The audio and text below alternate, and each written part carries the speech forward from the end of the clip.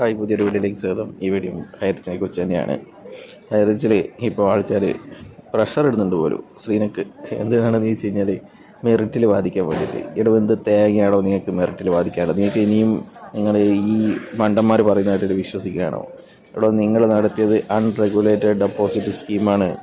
ഒരു അംഗീകൃത ഏജൻസിയുടെയും അനുമതിയില്ലാതെ ജനങ്ങളുടെ കയ്യിൽ നിന്ന് പച്ചക്ക് പൈസ മേടിച്ച് വീതിച്ച് കൊടുക്കുമായിരുന്നു നിങ്ങൾ. പിന്നെ എങ്ങനെയാണോ ഇത് മെറിറ്റിൽ ബാധിക്കുക? നിങ്ങൾക്ക് എന്തെങ്കിലും വല്ല ദൈവത്തിൻ്റെ കയ്യൊപ്പുള്ള സാധനം അതാണോ നിങ്ങൾ കാണിക്കാൻ കൊണ്ടുപോകുന്നത്?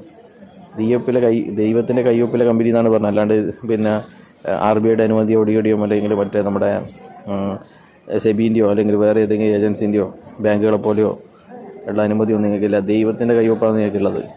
അപ്പോൾ പിന്നെ വേറൊരു കാര്യം പറയേണ്ടത്, നമ്മുടെ മാഹിയിലുള്ള ഒരു ലീഡർ, അവൻ ഭയങ്കര പ്രശ്നമാണ്. ഇപ്പം കമ്പനീനെയും ശ്രീനെയൊക്കെ നല്ല രീതിയിൽ ചീത്തയെല്ലാം വിളിക്കുന്നുണ്ട്. ഈ ഡാഷ് മോനുണ്ടല്ലോ, 2000-ലധികം ആൾക്കാരെ മോഞ്ചിച്ച ലീഡറാണ്. ശരിക്കും പറഞ്ഞു കഴിഞ്ഞാൽ ലീഡർക്കാണ് കമ്പനീനെക്കാട്ടി ഉത്തരവാദിത്തം ലീഡർക്കാണ്.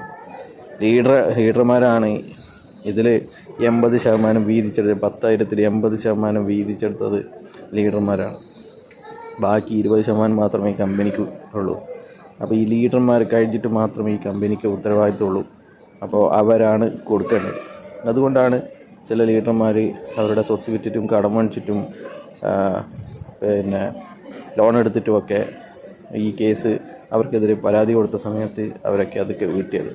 എത്രയോ ലീഡർമാർ ഇത് തട്ടിപ്പാണെന്ന് മനസ്സിലാക്കിക്കൊണ്ട് തന്നെ ഒന്നിനും കാത്തിക്കാതെ അവർക്കൊക്കെ മനസാക്ഷിയിലെ ലീഡർമാരാണ്. സ്ത്രീകൾ ഒക്കെ അവരുടെ സ്വത്ത് വിറ്റിട്ട് കൊടുത്തിട്ടുണ്ട്. അങ്ങനെയാണ് ശരിക്കും പറഞ്ഞു കഴിഞ്ഞാൽ ഇവനൊക്കെ ചെയ്യേണ്ടത്. അവന് സ്വത്തില്ലെങ്കിൽ അവൻ കടമെടുക്കട്ടെ, ലോൺ എടുക്കട്ടെ. എന്നിട്ട് അവനിപ്പോൾ കമ്പനി ഭയങ്കര ജെനുവിനാണെന്ന് പോലും അവർ കൂട്ടുമെമ്പരെ പൈസ തന്നി. പക്ഷേ എങ്കിൽ എന്തോ ലീഗാലിറ്റീൻ്റെ പ്രശ്നമാണ്. ലീഗാലിറ്റി തന്നെ പറഞ്ഞു കഴിഞ്ഞാണ് ഈ മണീച്ചൻ ചെയ്തു തന്നെയാണ് ഇതിൻ്റെ അർത്ഥം.